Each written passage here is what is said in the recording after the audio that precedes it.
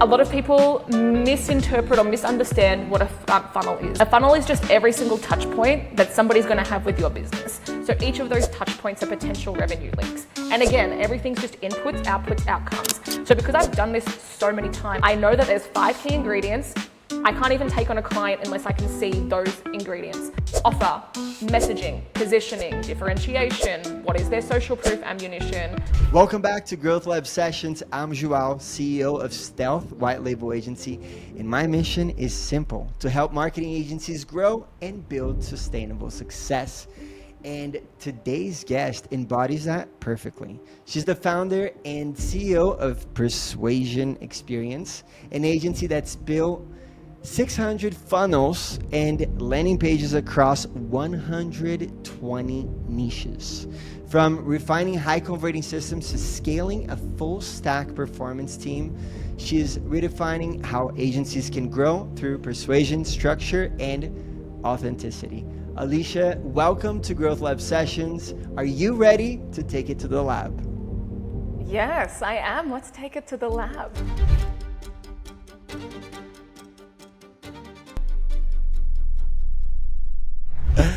All right, awesome. So let's start with your story. Walk us through a little bit of how you got here today. My origin story. So back in when I was in university or college, I really thought I would be a dentist. That's what I was enrolled in. I didn't really know what I wanted to do. I grew up in this little country town, under 800 people. There's a pub and a cemetery. You go in, you come out the other way, and that's about it. And then I finished high school and I went into cold calling. I had a gap year and I went into cold calling and I freaking loved it. And I was really good at it.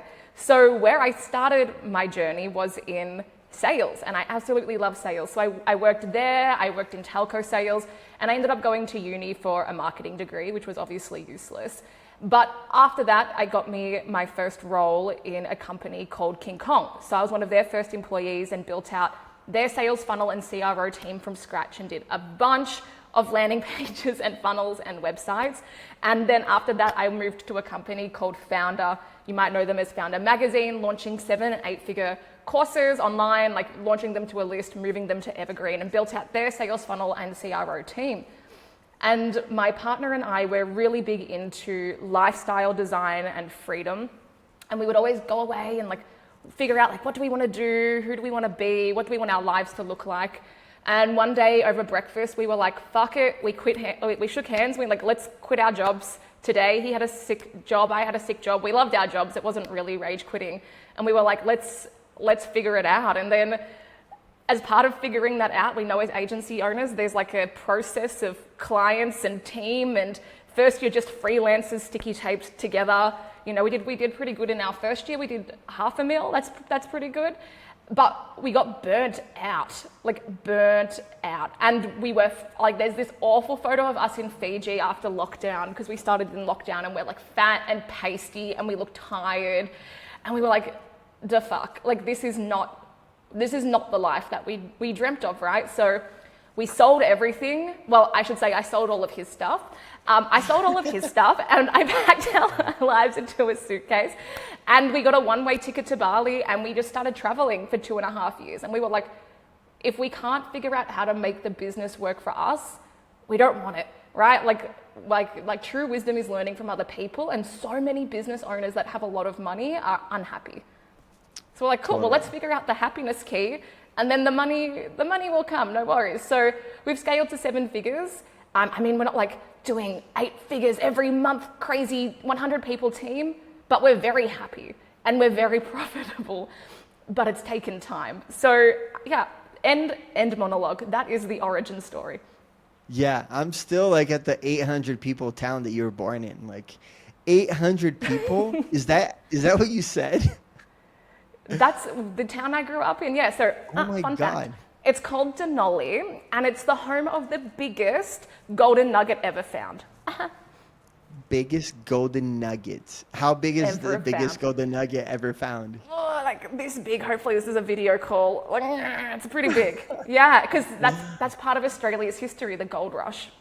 All right. Well, for whoever is not looking, seeing the video, it's the size of a soccer ball. The bigger, twice the size. Bigger. Oh my God. Okay. Cool. So and then how was it for you, like, to do this transition because that's something that was very scary for me, to leave the corporate world. Like in 2018, I left the corporate world and wanted to become an entrepreneur full time. What was the process like for you so you could actually take the leap? It's interesting because I never thought I would be a business owner or an entrepreneur or anything, right? And I don't have that like typical story of the guy flipping candy at school and figuring all this out. Like, I was a really good student. I had a pretty rough upbringing. So like, school was my escape, and I was a very good employee. I love work. Like, I'm so grateful that I fell into marketing and funnels, because even when Matt and I first started dating, I would go to his house, we would drink red wine, we would break down infomercials, we studied Dan Kennedy together on the weekends. Like, I'm so blessed that I get to do the thing that I love, but I never thought I would be a business owner. I know it's hard. Like, I didn't have any airs that it was like super easy, right? So I just kind of always thought I'd be 3IC somewhere with a corner office. No one really knows what I do, but I take home a really good salary. And the reason that we went into this, Matt's very entrepreneurial and he'd had a couple of businesses before me, but I learned about financial freedom. I learned about financial independence, and I realized, well, if I ever really truly wanted to hit those goals, I was probably going to have my own business in some way. So we had our own side hustles. That side hustle like overcame the main income, and we were like, let's back ourselves. I'm lucky that I've got the skills of leadership, and I like talking. I'm really good at sales. Matt's really good at some other things, and then our skills blend over, and it was just like, hey, let's test it out and see how we go. But it took me a really long time, and I was very frustrated with myself for a very long time because I couldn't think big. I just was like, I felt like I couldn't even think like more than a day ahead when I first got started. I was very good at what I did, but I wasn't necessarily very good business owner. And it's probably not until like this year, so we've done 3 years, we're in our 4th year, where it just has taken time and being around the right people and reading the right things and consuming the right things, where I actually feel like, oh yeah, I actually am like thinking like a business owner now, and I understand the game a little bit better. So yeah, to answer your question in a shorter, more succinct way, it was hard. And anyone that tells you otherwise, I mean, is a freak, like an Alex Hormozy freak. And I think he's pretty upfront with how hard he had to work to get with where he is. Or they're lying to you. It's hard. For sure. But you had a side hustle that became the main hustle, right? Like that's part of the equation for you. And I feel like that's super helpful for people that are looking to take the full leap into running their own business, is to have some sort of security before you kind of take the jump, right? Now, speaking about your agency currently, you run it with Matt, who is your partner, correct? Mm-hmm. How do you guys split the work in the agency? So basically, whatever I tell him to do, he goes and does. No, I'm just kidding. I know he'll listen to this and he'll hate that. We worked together at King Kong, so we already had a good working relationship. We also worked together in the side hustles, so we tested that out and we spoke about it beforehand, because our relationship was more important to us than any business or money. So we were like, cool, let's test it out in the side hustle. And then the way that we split the responsibilities now, as I said, we have a really good overlap in marketing. So direct response, copy, landing pages, funnels, CRO, that all overlaps.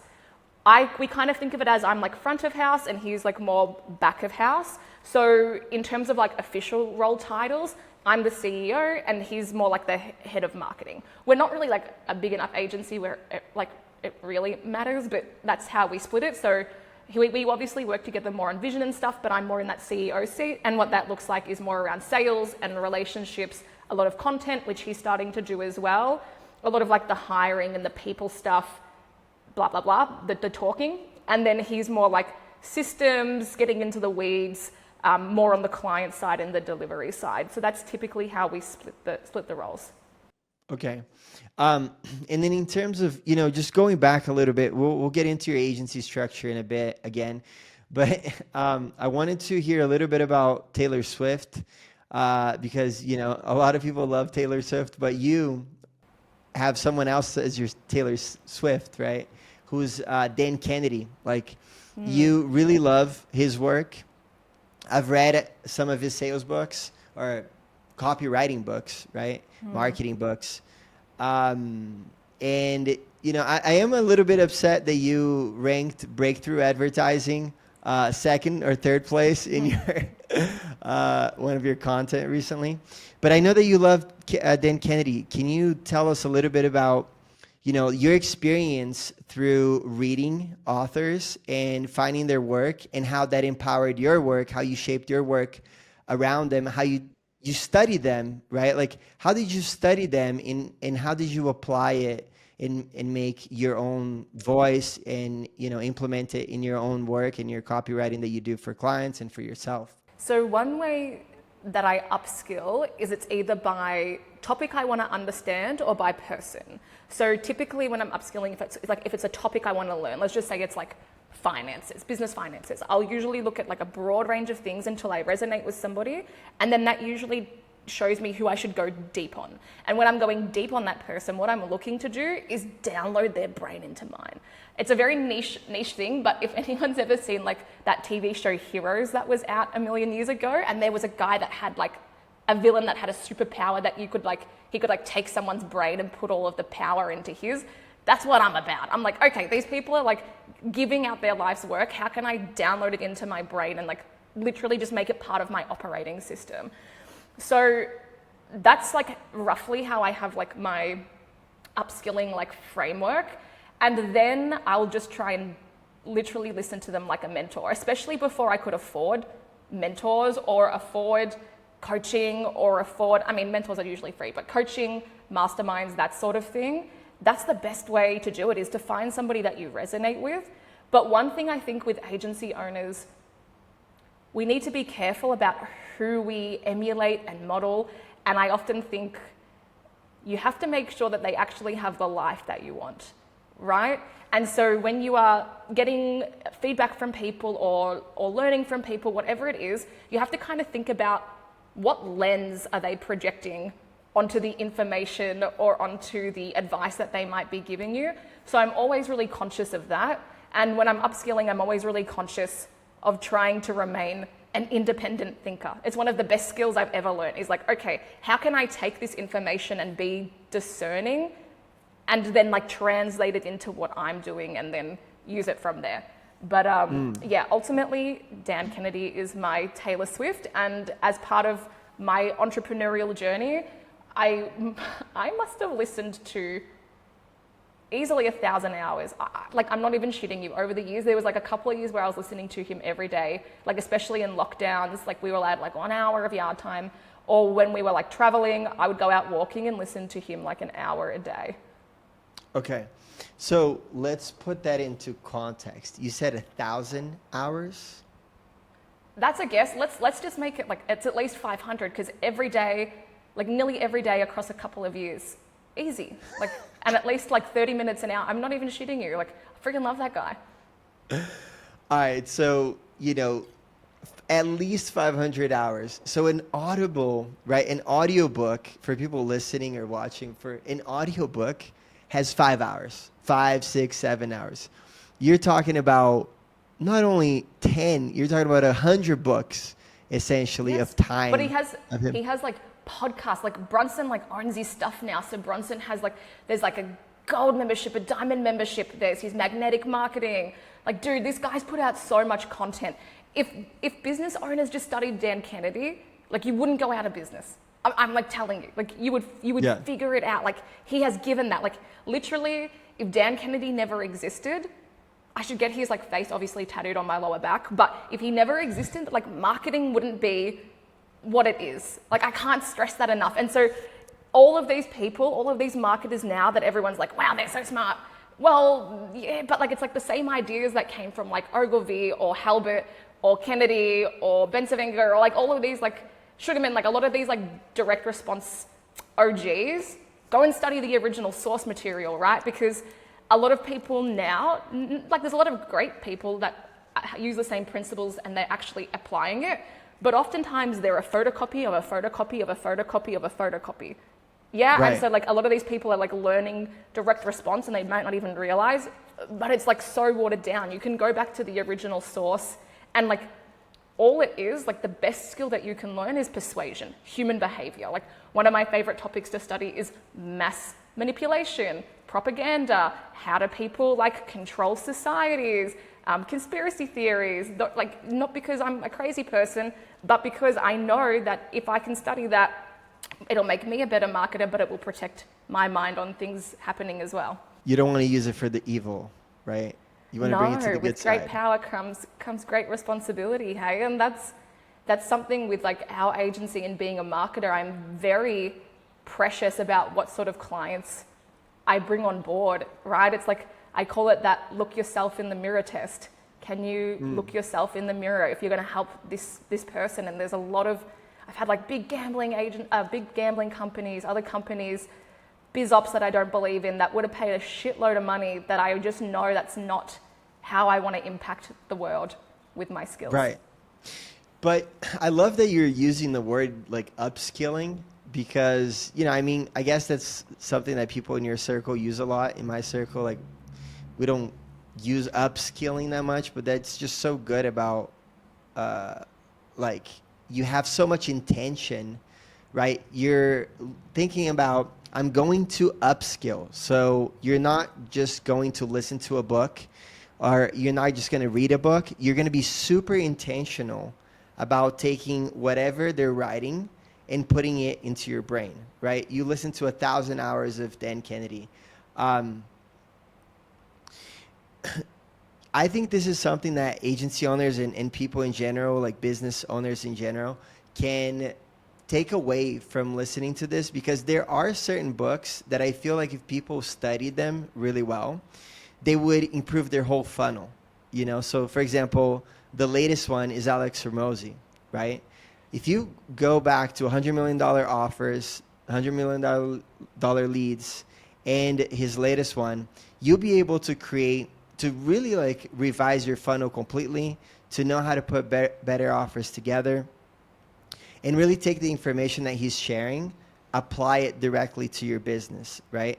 Now, my question to you is, how do you become so interested in going so deep in a book or in an author or in a topic and not put it down so quickly? Like, how can you listen to so much of it and keep wanting it more? And how do you think about when you're listening and acquiring that knowledge, how do you think about taking that and applying it to your business so you're actually, taking action? So I try to be purposeful with what I'm learning, that there's going to be action taken in the near future, right? Otherwise, it's just like that mental masturbation and you're just kind of holding on to all of this information. And I've done that a million times. So I try to be very purposeful in what I'm learning. Just repeat the question again. Yeah, so... I lost my thought. No, for sure. The question is, that was a long-winded question. Let me rephrase that in a short way. Upskilling is such a good skill to have. Yes. It's such a good habit, right? Now, it's sometimes hard for people because they will start they'll start learning something and put it down after like reading 20 pages, 30 pages of it, right? I have a lot of people that started reading the latest Hormozi book that I've seen posting online that they got the book, but they put it down so quickly, and I feel like they didn't change anything in their marketing. But you listen to it, you get into a topic and go super deep. So my question is, like, for people listening and want to have that skill to go super deep and really learn, like, what's your advice for them? First, you have to diagnose the problem correctly. Like, right? So if you're trying to study things, but for example, with your friend who didn't finish the Alex Hormozi book, you have to ask why. Was it because you have absolute brain rot from all the digital fentanyl that you're consuming on TikTok and Instagram Reels, and you physically can't even focus on a book anymore? Is that the problem? Is the problem that you're not investing in yourself as an asset and you got too distracted by client work and things going on, and that's the problem? Or is maybe the other problem is you kind of read it and you already knew the stuff, or you were reading it and you're like, not applicable to me right now. I'm going to put this down and read, and I'm going to focus on something else. Like, this is great, but this is not for where I am in my journey right now. Because just like anything, right? Like, if you want to achieve an outcome, you have to understand what the blocker is to achieving that. So it's like, for me, I just have I have a genuine sense of curiosity, and I follow that curiosity. That's it. And there's been plenty of times where I'll start a book and I'm like, nah, like I'm not into it. I'm going to go listen to the podcast version of this, or I might skim through it and I get enough out of it, right? Like, but it's just about discerning whether that's like you're doing that deliberately, you're doing that as a practice, or you're like every time you're never getting anything out of a book and you're not being deliberate with it. Basically what would be my advice? It's like, be genuinely curious and focus on things that are going to help you in the now. Find people that you resonate with. That's why I do that upskilling framework. Okay, what topic do I want to get better at? Broad research. Find the people that I resonate with. Deep research, download their brain into me. And I don't know if that's a good or a bad way to do it, but it's like, I've tried a lot over the years. I love learning. Like, I love it. I love studying, and I get very obsessed about things. So one thing I have to be very careful of is like, what am I going to get obsessed about? Like, am I going to get obsessed about Charlie Kirk's death, or am I going to get obsessed about something else? Like, where should I put my brain power? And I think a lot of people just need to have a think, okay, where are you putting, like, it takes energy, right, to study. So are you like reserving enough energy? And how are you framing it in your brain? I frame it as like, I'm my most important asset. My brain is my most important asset. Okay, every morning that's the first thing I do, is I'm putting my time to that, to myself spiritually, to myself mentally, and focusing on those things. It's just like what motivates you. Yeah. Yeah, no, for sure. And, I'm like really, I'm really touching on this topic a lot, because I feel like upskilling and studying and having a habit of doing that daily is what's going to help a lot of agency owners the most. Really, especially if you're starting out, you get a little bit of knowledge from these books, and you'll be able to put things together and actually break that 10, 20, 30K of monthly revenue. And the time that I actually grew the most in the beginning when starting my agency was when I had a habit of every morning I would read for 1 hour a day. And then after that 1 hour of reading, I would put 30 minutes into taking one of the ideas and applying it, right? So for me, Breakthrough Advertising was the coolest book, because the best ads that I ran online were copy and ideas that I took directly from the book, right? I just applied it to whatever I wanted to say in their own formatting, their own structure. So I was really curious about your love for Dan Kennedy and how you upskill, because it's something that played a really pivotal moments in my business growth. So you say that you wake up and you prioritize learning. What does your morning schedule usually look like? My morning schedule, I'll answer that quickly in a second, but just to touch on what you said, it's about the application on upskilling. And it goes back to what I said before, right? Mental masturbation. Most people will tick a box and it's like, I've learned that thing. But without application, it's like, knowledge is power, but without applying it, it's like useless, right? Like, you have to actually apply the knowledge, otherwise, whatever, like who cares? It's not useful.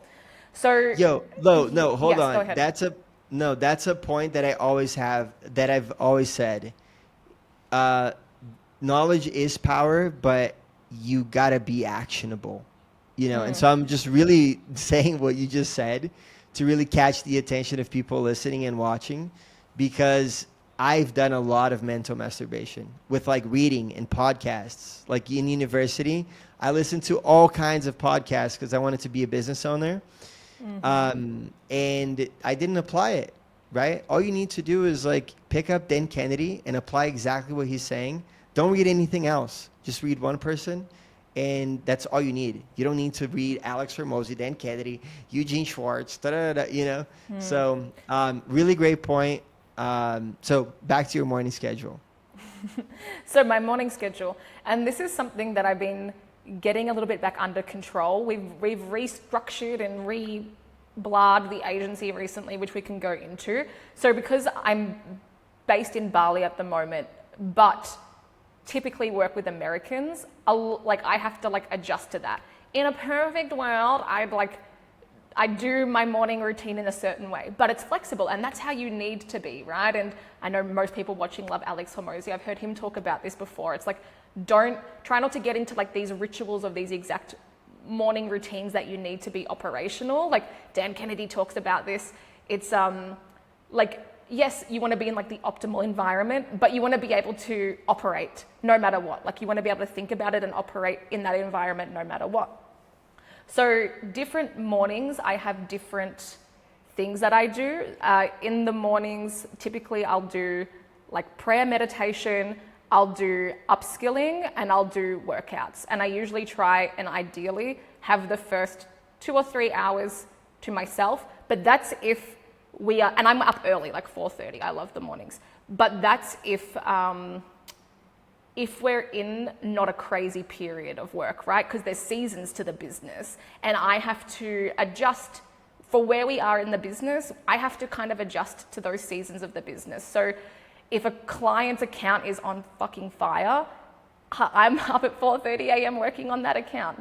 That's where I'm being drawn to. But as a rule, I try and have those things that I'm doing because consistency compounds. And I just know that over time, when I'm not doing those things, and I just work on the business and I'm just constantly doing business the whole day, every day, and I'm not going to the gym and I'm not putting my health first. And I know if I don't go to the gym in the morning, she ain't hauling her ass to the gym in the afternoon. I just know this about me. So it took time to figure it out. And then, yeah, that's it. It's I just try and make myself get a win in the morning and give myself energy. How can I put myself in the right state for the day? But not every day can I do that. Some days I've got to jump on podcasts at 6 a.m. with my man in Brazil, right? And that's what I do. Let's go. And then I'll adjust my day. But I still want to hit, what I want to say is I still hit those energy creators. So I'm gonna wash my stupid makeup off later in the day after I've done all my content. I am gonna get to gym. Those things that I would normally do in the morning are just my non-negotiables that I want to do every day. Yeah, I think the one thing for me with seasons to the business, with what you said about seasons to the business, I totally agree, right?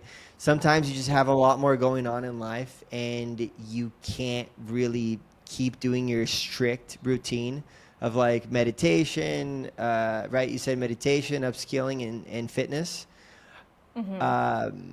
But sometimes it's easy to just stop doing that, start working so much, and then not go back to doing your daily habits that used to do so good for you, right? To bring balance into your life.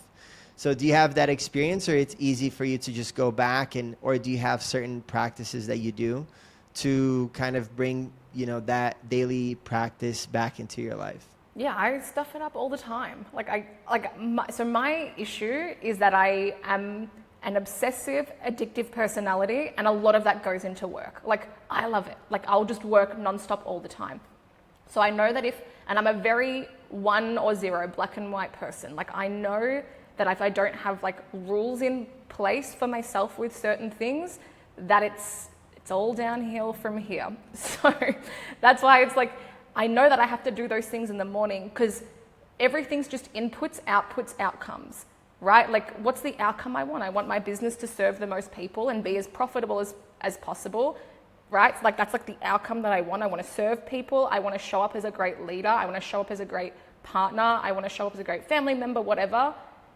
So how do I do that? What are the inputs that I need to get there? And this is how I work out everything. Everything in business, everything in my life. I just think, okay, where am I now? Where do I want to be? What are the 3 or whatever dominoes that need to fall to make that reality a thing? And then what do I need to do every single day to hit that? And that's it. I really love systems. I love systems and I love doing those things. And then my calendar is the thing that rules what I'm doing. But me and my EA, we color code everything in my calendar. Her job is to this is more recently that I've had her for about a year now. Her job is to make sure that I have like gaps in there. If I'm not hitting my weekly goals, if I'm not going to Pilates twice a week, she's like, bitch, she never calls me bitch, obviously, but she's like, bitch, like, we got to put you into Pilates. Like, when are you going? Like, I need to move this for you. This is your goal. And if you don't do this, your energy depletes, you're not creative, you're going to get fat and sad. Like, when can I put you in for Pilates? So I guess it's like, yeah, knowing what outcome you want, being consistent with it, and having someone that holds you accountable as well. So your assistant holds you accountable to your goals? Yeah. Okay. Usually, like, it's a coach that will do that, right? But you just gave it to your assistant and you're like, yo, your job is to help me get there and hold me accountable. Yep. Is that how it works?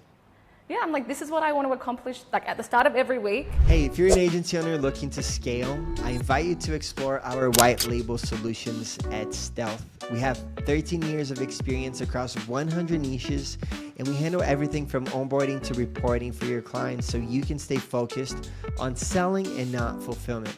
DM me Alisha at Joao, and let's talk about we can help your agency scale faster. Now, back to the podcast. So she knows the quarterly goals. Also with my assistant, she's amazing. She applied for a project management role, but in the interviewing, I was like, what's up? Like, where do you want to be? Like, what's your life goals? Because like, I'm always looking for the skill and I'm looking for the goals. And if I can help that person, like if they can do good in my business and I can help them to hit that personal and professional development, that's when we're on to a good thing. And she's young, she's like 24, 25, and she's like, I really want to have my own business one day. Like, I want to have my own startup. I don't know what it is, but like, I want to do that. And I was like, well, let's not put you in a project management role. You'll get bored, I can tell, and you have this great wealth of knowledge. Why don't you come and be my EA for a few years? I'll teach you everything I know. You'll see everything behind the scenes in the business. And when you leave, whenever it is, and you spread your wings, like, girl, you'll have the information you need to have like a really wonderful business. And so my EA, she does lots of things. She does all of my inbox management, all of my calendar management, all of my travel, everything. My beauty appointments. She does our finances as well because she has some background in that. So she delivers me the financial report, like the bookkeeping every month. And then every Monday, I'm getting to my point. I'm just talking about how great she is. Every Monday, she knows our quarterly business goals, our yearly business goals, everything. And I say, girl, these are my goals for the week. This is what I need. Like, these are my non-negotiables. I need you to make sure I get these done. I need you to make sure my calendar has these in there. And then we catch up every day. And then at the end of the week, she looks at my week and she goes, hey, you spent 30% of your time here, 50% here, 20% here, 10% here. Was this a good week for you? And then we break down the week and then we come into the next week. Wow. She sounds awesome. And it sounds like you have a great working relationship with her. Yeah. I find that you do the best work once you have like a super tight team around you, right? Yeah. So that's awesome. Good for you. I love that you have that system going on. I feel like it's often about just building systems that, you know, and having clear goals of where you want to get to, and then kind of like the mechanics of it, you can work out, but you got to have a north star, right? And have a way to always put in the actions of how you're going to get there. In terms of, you know, switching a little bit of the focus to more technical focus and what you do as a service, right? You've done a lot of funnels for your clients, but like, tell the audience, what does your agency specifically focus on? What are all the services that you currently provide? Mm-hmm. So at the moment, all we do is we work with high ticket lead gen. That's it. So that might be coaching, it might be professional services, and they're looking to scale. They're doing minimum $1 million a year. Usually more like 5, 10, whatever, right? But I'm not gonna, I can't talk to you unless you're doing minimum $1 million. We don't niche into an industry, but we niche in terms of psychographics. So who I like to attract is the CEO or founder. They're really into marketing, like they get it. I don't have to freaking educate them about stuff. Like, they've read the Hormozy, they've usually done marketing themselves, they get it. And what they're looking for is a plug and play growth team that can come in and like scale their business, scale their qualified leads. So what do? When somebody comes in, the very first thing we will do is build their funnel, right? But a lot of people misinterpret or misunderstand what a funnel is, okay? A funnel is just every single touch point that somebody's gonna have with your business. So each of those touch points are potential revenue leaks. And again, everything's just inputs, outputs, outcomes. So because I've done this so many times and I've been so brutally traumatized by running ads and doing funnels, I know that there's 5 key ingredients. I can't even take on a client unless I can see those ingredients. And then if they don't have them, like I'm like a little chef, right? Like I make sure we go out and we get those ingredients. We'll run customer surveys. We will do a very in-depth research, etc., to understand their target market. Then we will do their strategy. Okay, offer, messaging, positioning, differentiation. What is their social proof ammunition? What is all of these different ingredients? And then we will execute on the funnel. So typically we'll start with a book a call funnel, which is pretty simply ads to what I call it the digital appointment setter, the landing page, which may or may not have a VSL in it. There's an application form, usually a multi-step application form to qualify the leads. There's a calendar page, there's a thank you page, there's a bunch of automations. Bada bing, bada boom, we're getting people on calls. And then we're scaling that, right? So then what we're doing is we run all of the ads. We typically work in Meta, but it's whatever. It's just like the client comes to us to scale. So if there has to be Google or YouTube, we can plug that in as well. And then we take care of all of their ads, all of the scripting, all the ideation, all of the editing, everything. What else? And the CRO. Yeah. And like, so every 90 days, we set a 90-day game plan. Mr. Client, you're here. Where do you want to be in 90 days for the business? Great. We work out the economic plan. Do we need any new funnels? What does the budget need to be? How many ad creatives we need to do, all of this stuff, and then we work out the economics, and then we start that next 90-day sprint. Okay, cool. And then do you ever have a problem with quality of leads, with clients complaining about, hey, I'm not getting enough leads that are qualified? Is that something that's common for you? Before they start working with you? Their sales team is. Yeah. Before they work with us, yeah, of course, because half the time they're working with agencies running ads to lead forms and shit, right? And they're like, yeah, our CPL's $17, but we close 10%, and the good fit percentage is 40% or less, and the show up rate is 40%. And I'm like, my lord, that is terrible. Like, no. So like, this is the thing, right? Like, a lot of marketers forget the goal is not leads. The goal is qualified leads that turns into buyers. That's it. So there's a lot in the dog whistle language, in your messaging. What is your offer? Like, there's a lot of like psychology and understanding how to actually curate an experience, thus the business name Persuasion Experience, how to actually curate an experience that is going to deliver you pre-framed, educated, qualified leads who show up that are actually excited to talk to you. So yeah, like I think a lot of clients think marketing is easy, and that's why I'm very particular about what clients we work with, because annoying if they don't understand marketing. For sure. Yeah, because they're going to be complaining about like the CPLs, right? Oh, CPL is too high, right? Or something like that. Is that what it is? Or what particularly annoys you about, you know, them not understanding about how to generate a quality lead or what a quality lead is? Yes. So number one, I'm in the fortunate state now where I don't have to take on those clients, where I really have those conversations. But I know that's not the reality for all agency owners, and it surely wasn't for me last year and all of the years before that.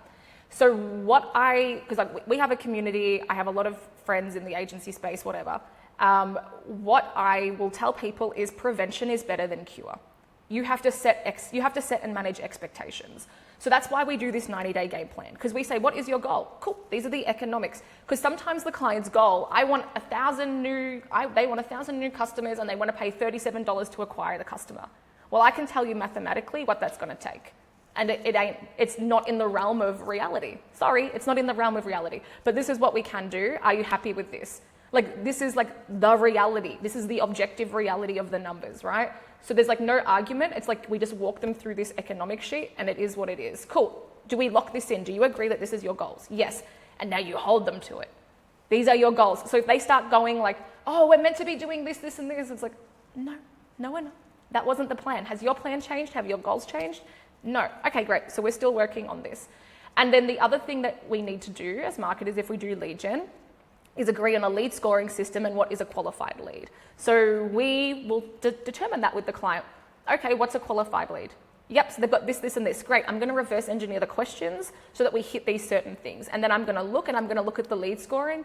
And if your sales team is marking them as a shit lead, well, yeah, we're going to have to talk about that, because either you've given us the wrong information, your team don't know how to deal with these leads, whatever. It's all about diagnosing the right problem and being on the same team as the client. Like when a client brings us in, one thing that I hate, and a lot of maybe, no, actually just anyone can have this, it depends how much trauma they've had from agencies, but they can just be like on the back foot waiting to catch out the agency. Waiting, like, and you can just feel it's like a gross relationship where they are like, they want to blame the agency for something, right? So it's like, no, we're a team. I'm going to help you to crack this problem, but I'm also going to set realistic expectations with you. It takes time, and you've got a big old mess that I need to untangle, because we often, like for example, with one client we're working on right now, they're doing 600K a month in ad spend. They want to get to 1.2 million, but I'm like, bro, there's obviously a reason why you haven't been able to scale. Yeah, because like you wouldn't have come to me and paid me all this money if you knew how to do it. So there's going to be some things that we have to fix, and I'm not going to just come in and magically fix everything, but I am going to come in and fix the foundations for scale so that you can get there. And those conversations come all the way back in the sales call, but also all the way back in your marketing, the way that you present yourself and the way that you talk about what you do, so that you don't attract the wrong types of clients. Okay. So do you have a particular framework of how you work with a new client? Like what are the first, steps that you do when you look at a new client? Because you said that you look at the 5 main elements that they have, right? The five main ingredients. Where do you go from there? What are you looking at next? Like, are you looking at what is the main promise, the main offer? How are you breaking that down? What are the pain points that you're communicating in the ads? Do they show up? Are they cohesive in the whole funnel? Or do you start talking about something else in the funnel because you're running like many different types of ads, and then they get to one funnel that says something else? Like, how do you approach studying a new client to see what your action steps are going to be in terms of, what you need to fix first, and then what are the main priorities? Cool. So you mean we've closed the client, they've onboarded, and now how do I interact and get them to where they need to go as quickly as possible? Yeah. So the very first thing we do is we will give them a very in-depth client questionnaire, and it's like, and I tell them inputs and outputs, garbage in, garbage out. If you do a shit job of this, I will not understand your business. Please do a good job of this. And then we will run that customer survey. So they've usually never done like an NPS survey, customer survey, or if they have, they haven't got the right sort of qualitative data. The main thing that I'm trying to do is like truly uncover why somebody buys from them, so that I can clone and replicate it at scale. And again, like I've worked with billion-dollar brands. They often don't know this. They often don't have a clear target market avatar. The CEO thinks one thing, the sales team thinks another, the marketing manager thinks another, the admin person thinks like, nobody's actually clear on what this is. What does that mean? Well, that means that the messaging across everything across the company is disjointed already, because we don't have this one clear playbook that we're operating from. So those are the first things that we're doing. I'm just trying to understand who is their target market, like who are we talking to? And when I work with clients that are a lot bigger, and it's not just one clear market, then I'm getting deep into the data and I'm understanding, okay, which market should we focus on first? What's going to be the money market if you've gone really broad previously, and I want to niche your funnel and then make you multiple funnels so we diversify your funnel, etc. So yeah, effectively we're doing that research, we're understanding the target market, their competitors, and what are their goals. That's like the most important thing. We do all of our research, we do V1 of their strategy, we get them on a 90-minute strategy call, kickoff call, and then we walk through all of that with them, we get it locked in, and then we move into execution mode. But really in that time, the most important thing is one, getting a quick win for the client, because they've just spent a bunch of money. So we run a quick win campaign, which is just literally Dean Jackson's 9-word email. Hey, are you still interested in thing that they once signed up for? You send that out to all of their dead leads. Boom. Most of the time they can go and deal with those dead leads. And the survey is another thing, because no one comes to me for a survey, but everyone froths it once they get it, because it's like, whoa, we never knew this. So that sort of like gives, like I've mapped out every day and every week of that onboarding and project creation. So there's always something new happening. We send a gift at the 1 week mark, right? Like there's all of these things happening so that they're not frustrated or on top of us annoying us while we're trying to figure out these foundations and doing a deep dive into their business. Because obviously, what would they prefer? They'd prefer that we just magically start ads and we just run ads and everything turns around and everything's perfect, but that's like not the reality, not for the types of clients I work with. Oftentimes, if you work with like local businesses, like your automobiles dealers and stuff, and if you're niche, yep, go for it. Like you can just easily rinse and repeat a process. But for these sorts of clients we work with, it's like, no, I'm the doctor, I know what you need, and I need to be given time to like figure out what's actually going on in your business. Yeah, no, awesome. Thank you. I think that's super hard for agencies to figure it out, how to put together that roadmap and add in all of these things that you're saying to keep the client chill, right? Because like they come in, they're spending a lot of money, and then they're getting worried about, oh, my ads aren't running yet. Oh, this is taking too long. Oh, I already paid you all this money, and da-da-da-da. And then if they're not seeing the quick wins, if they're not getting like a gift or something, their frustration starts to like build up, right? Their expectation is like the clock is ticking. So you mentioned two things that you do, like you run the like quick win campaigns, right? Reactivation campaigns. That's super cool. I think a lot of other agency owners can benefit from that. And then you said you send them a gift, right? Like what else do you put in the roadmap, the onboarding experience to kind of maybe just, you know, keep them more chill, and then also like set expectations of like maybe just telling them like, hey, this is what we're going to need and you need to relax, buddy. You know, like how do you approach that? So the main thing is communication, right? So when it's in the project phase, every Monday we'll do a project update. This is what we did last week. This is what we're doing this week. And during that phase, like from working with us, they have a lot of homework. Hey, go and approve this copy. Hey, go and approve these ads. Hey, go and do this. So we do keep them pretty busy, not on purpose to give them homework, but because we move very fast and usually a client can't even keep up with the speed we're working at. So what advice can I best give somebody? Because kind of the problem that we're talking about here is like how to manage expectations with a client when you're in that early phase and they've just handed over money, they've got post-purchase dissonance, right? Like they're kind of regretting it, they're freaking out. And now it's like, how do you build a system to avoid these things? And literally all I did, I didn't come out of the womb somebody who knew how to make onboarding experiences, right? So I read Unreasonable Hospitality, Chef's Kiss. I loved that book. I very highly recommend it. And then I mapped out my experience. And then, okay, I noticed, let's just say hypothetically, on day 7, clients would start to complain or get cold feet, whatever, right? Okay, well, how do I avoid that? Cool. So on day 4, we need this. Or on day whatever, we need this. Even what we were finding happening is we would make the campaign go live, and then they would have these unrealistic expectations about what to expect. Like, oh, well, why aren't I a billionaire in the Bahamas yet? It's like, okay. So what we did was we started implementing a "We are live" message, and we would send that and it would have all these things. Okay, but the client isn't reading it.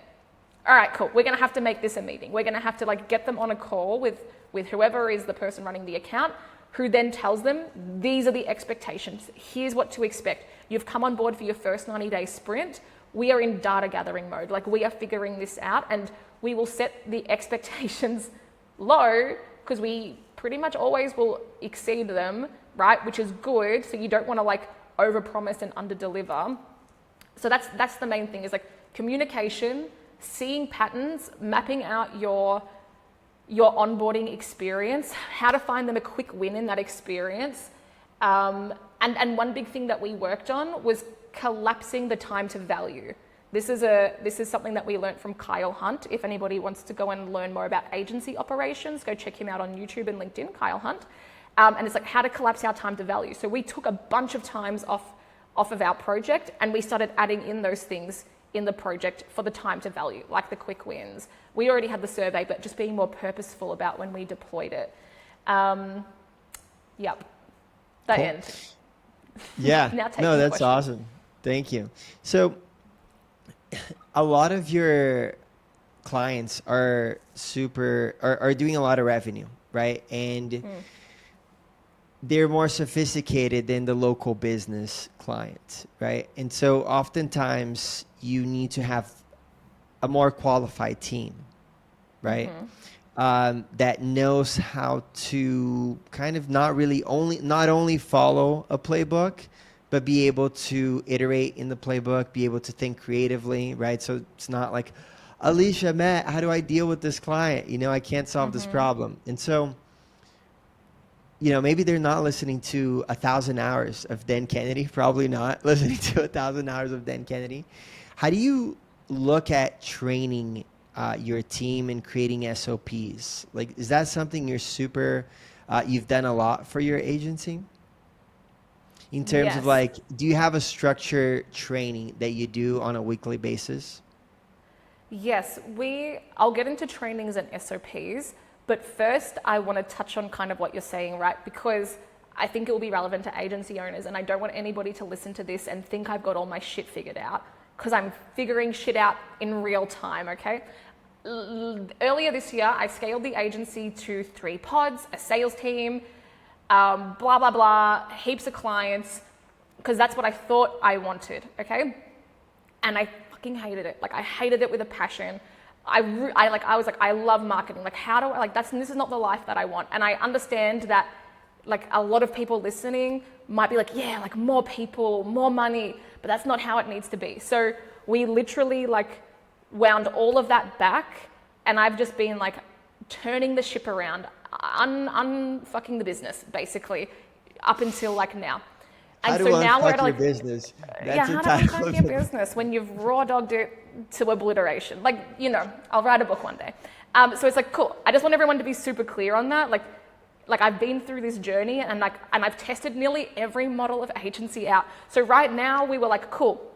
When we did that, we're like, okay, what if we just work with bigger clients? Like, what will that look like? So at the moment we have these clients in, we have like we have a rev share, we have these bigger clients. And so I'm at this like next crossroads of, okay, what am I going to do to scale the business? Where do I want to go? And I was running the numbers on the agency, because knowing your economics, knowing your numbers is very important. I know my profit goal. And I was like, cool, well, if we were bringing in clients at 5 to 7K a month, what sort of team, like I have all of the spreadsheets and the calculations, what support team and who would need to be in the pods to service these types of clients? And how would I get there? I would need like 8 pods with a full service team to be able to hit my profitability goals. Okay, that's like a pretty standard way that people are running an agency, right? And that's what they're scaling towards. But I was like, well, I don't want that. So how else can I do it? And there's a lot of power in pricing, right? But you just need to know what you want, because with pricing, okay, I can have 14, 15 clients at about 15K with nearly the same team I have right now with a few extra executors, and I can service 15 clients at 15K and make the same profitability. That's interesting, right? And now maybe they're both two extremes, but it's like just showing you how you can do that. But now the thing is, okay, I'm working with these clients that are spending 15, 20, like more K, but I do feel like, okay, is this going to depend on me working on them? And is that what I want? Can I hire the talent? How expensive is that talent? And so what I'm seeing it as is, we have a head of performance who's great. He's run his own businesses, he's grown agencies. He will be in. There will be 2 like mini pods with a media buyer, an ad creative strategist, 2 video editors, and a support pod of like tech and funnels. And then they will be able to handle 7 clients each at about 15K, give or take, maybe less, I don't know, we'll find. Maybe it's like 5 to 7 in a pod, depending on how big it is.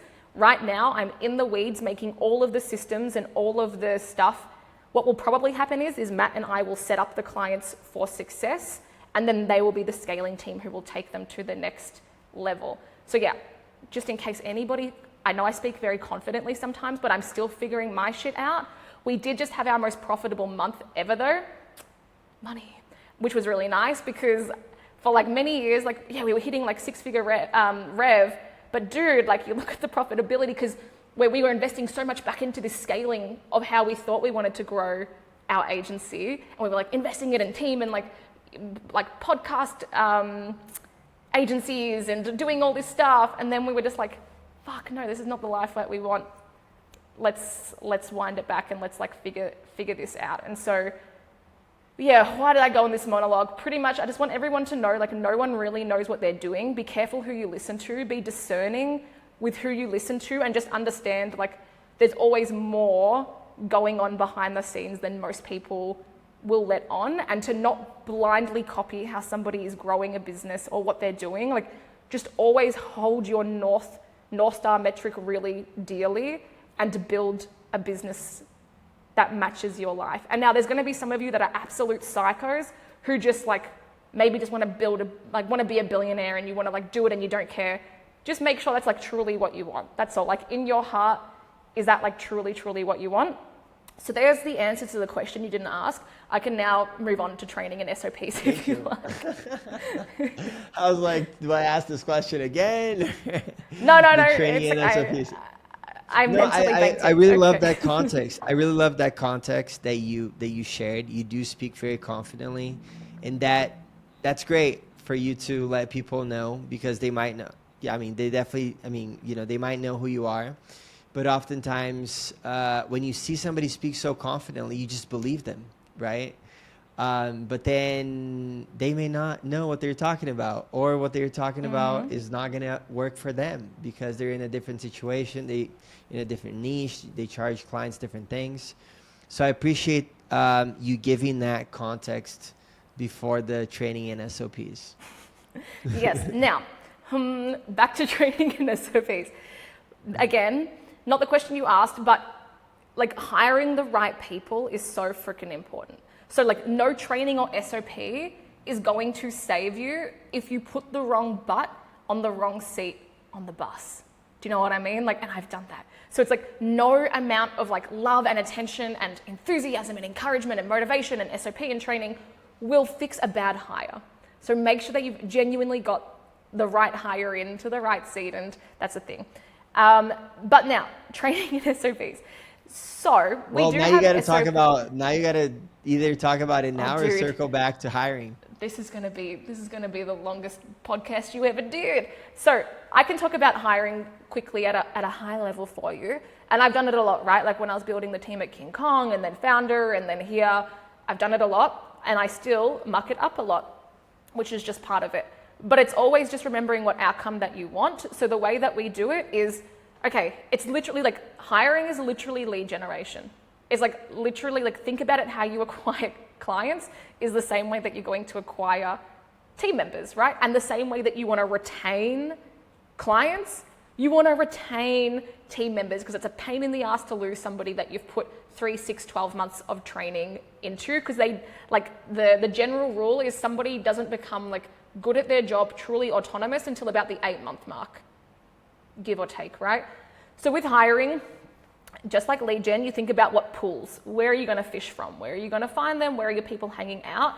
And I make sure that I'm always having like conversations with people, like DMing. I get a lot of DMs, I guess, like from like my content. It's good. Like I have a lot of like DMs, so I kind of have a bench of people that I can tap into when we start to hire, but I always have that going on. Then again, it's like lead gen. I have a really good JD. It's really clear, like job ad. And it's like, do not apply if this is not you. And then I talk about the business. I talk about our values. I know who my avatar is of who I want to hire. And I put that in there. I'm not looking to get hundreds of applications. I want to get the right person. And there's certain things that I look for when I'm hiring that are non-negotiables that they must have. We do a round 1 hiring at the moment. And because I'm going to keep the agency small, I do that. We'll have a test. Like we always do a paid test project or some sort of test so that we can actually see if they can do the role. And then we'll usually have a 3rd round, and then that's it, they start. And then it's like, before they start, they have to have done all of the onboarding videos, all of our company training, because I've made all of our systems into programs that you can like purchase or in my community, they go through those. So like they're already pre-trained.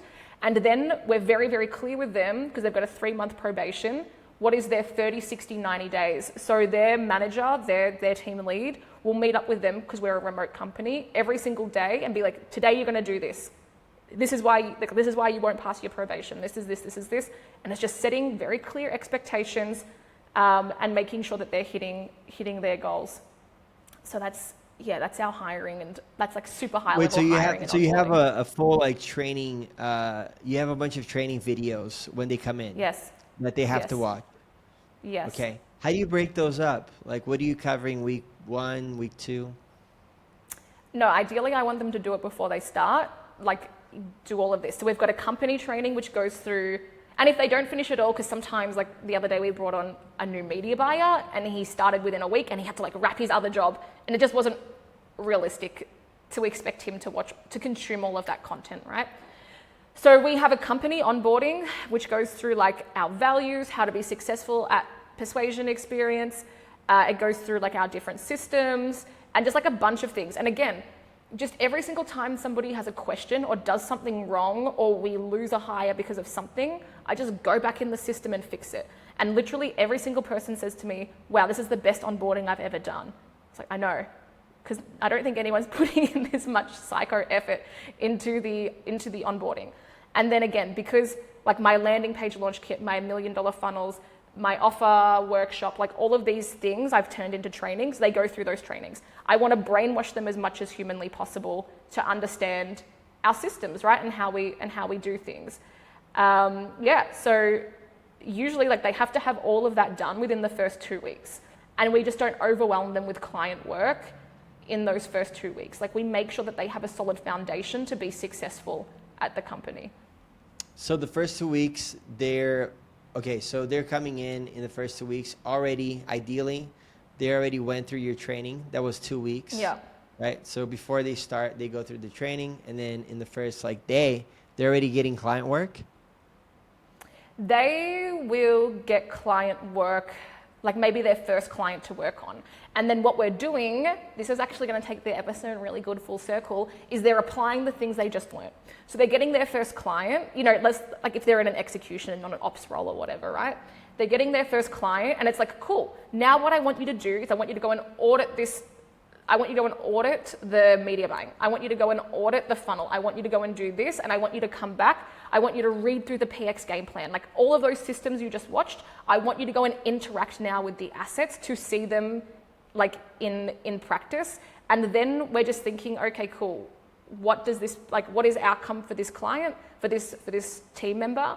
And then we're just setting up their onboarding like that as well, because I've definitely made the mistake of overwhelming people with too many clients too quickly, and then they do shit, and it's on me. Extreme ownership. Like I didn't set them up for success. Like it's because I was so desperate and I needed someone to start working. It's like, no, you hired too slow. That's your fault. Now make sure this person is set up for success and that they actually understand what we do, and they can't make any mistakes on the client accounts.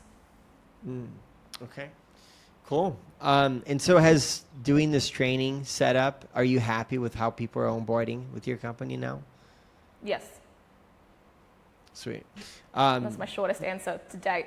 Yes, sir, I am. All right. Well, speaking of short answers, we are going to get into the part of the podcast where we do rapid fire answers. Mm-hmm. And you're someone that can think super fast. I've seen you on stage talking, and you are witty. And I appreciate that so much. So if you don't mind, I'm just going to ask you questions. You just answer whatever comes to mind, okay? So what is one tool or software that you can't live without running your agency? One tool or software I can't live without, Fathom, because I put all of like my sales call recordings or whatever recordings, and then it's like, mwah, perfect. And I've also started using Whisperflow, which is like you can hold down control and then you talk and it records you, and it can record, and then it makes your messages. So now I don't even type messages to my team. I use Whisperflow, it organizes it, and then I send it. And I also use Whisperflow for, because I've got this like YouTube bot that interviews me for my YouTube videos, and I hate typing.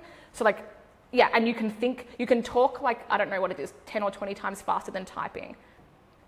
Yeah, love it. Yeah. How many niches are you currently involved in? Oh, geez. 10. Ooh. Tell us about a client case study that you're most proud of. We've got a few, but to be honest, like we've worked on billion-dollar brands and we work on big brands now, but you really do make the most impact when you work with like the smaller companies. So there is still a client that we have that we'll probably never get rid of in the property investment space. And they're like another young couple, kind of like Matt and I. They were one of our first ever clients. We've nearly helped them to make $1 million, and like we just have helped them to grow their business. They've just recently had a baby, and from like our marketing and what we do, yeah, it's been able to go to the next level. And to be honest, I probably get a lot of my proudest moments now, definitely out of the agency and what I see my team accomplish, but out of like our community. Like I'm very big on impact and serving people, and the agency is awesome, but it limits my impact. Whereas like through my content, and when somebody messages me and they're like, oh my gosh, like I can't afford your stuff, but I watched all of your videos and like I took our landing page from like 2% to 10%, like thank you so much. That impact that we're having on the world and helping these businesses to impact more of their people, like that just drives me. That's what makes me most proud. Sweet. And what is your average monthly spend, ad spend for client acquisition? $0. I use YouTube and LinkedIn. Yeah. If you could automate just one part of your business, which one would it be? I don't know if I ever have short answers, but I think everybody wants to automate like freaking everything, right? And I'm very careful about trying not to automate the magic, the human touch of things, right? And still having this like really cool magical experience for stuff. So it's like everything that I want to automate, I can. Actually, the one thing I haven't automated properly yet is our ad creative research. I got to get in and get some, I'm probably not going to do it, I'll probably outsource it, but like I've got like these really cool ideas for like NAN and stuff to like just be feeding cool ad ideas to the ad creative strategists. So if anybody listening can just do that for me, hit me up. That's what I want to automate, is like the initial grunt work of the ad ideation for our team. Okay. Yeah, we're ideating something like that for our team. So maybe I would just message you what we're doing. Yeah, just give me that. So what's one unique tactic that you've used to acquire new clients? One unique tactic that I've used to acquire new clients. When I first got started, I didn't start a podcast. I went on everyone else's. And that's not going to be for everybody, right? But I went on everybody else's podcasts and I got a bunch of clients from that. And I went on LinkedIn and I just went balls to the wall on that.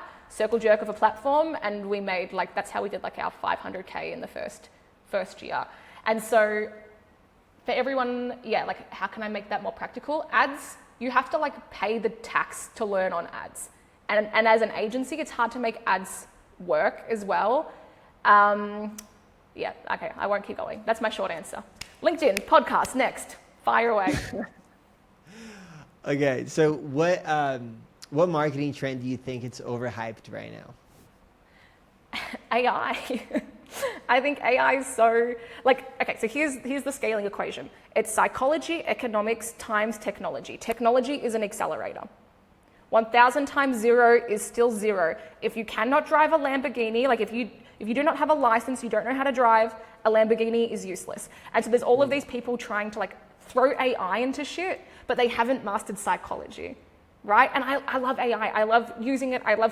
But what AI does is it speeds up my mastery. And so I'm really worried about a lot of marketers and businesses because they now think AI is this shortcut to not have mastery, and it's not.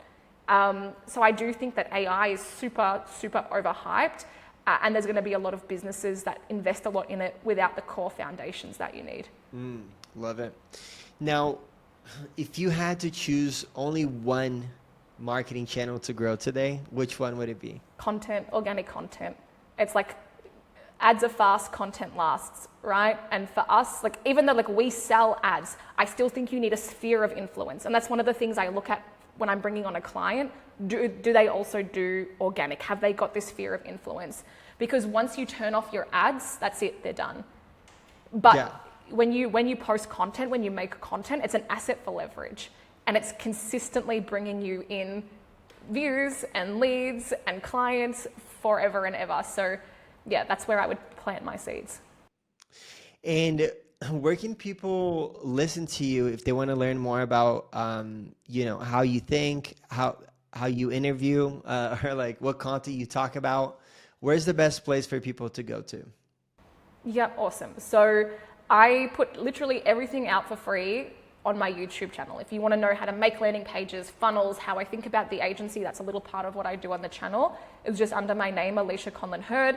My more unhinged stuff is on Instagram, and then where I put the other stuff is on LinkedIn. So any of those channels as well. Or we have a community called The Obsessed, which is just literally a bunch of like very smart marketers who come in, agency owners, whatever. They get all of our systems, and then they get mentorship and feedback from us. So you make a landing page, I shoot you a Loom video telling you where you're done in a loving way, and then you go and fix it and you get better results for your business or for your client.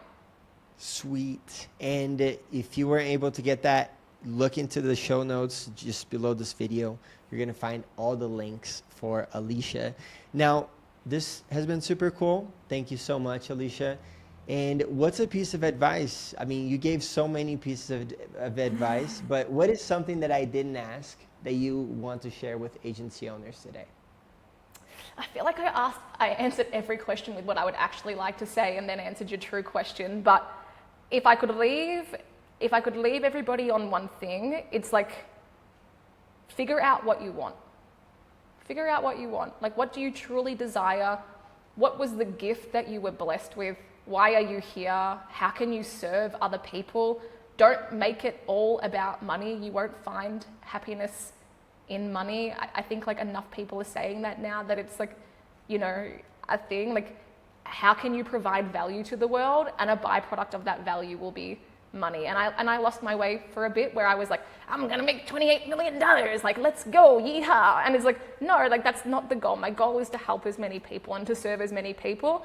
And I'm seeing that now. I've course corrected, and we just had our most profitable month. So how can you help the most people? How can you solve bigger problems for richer people? Then you will make more money. All right, awesome. We'll end on that note. And for everyone listening, thank you so much for being here. If you found value, send it to a friend and subscribe to our podcast. I'll see you on the next episode.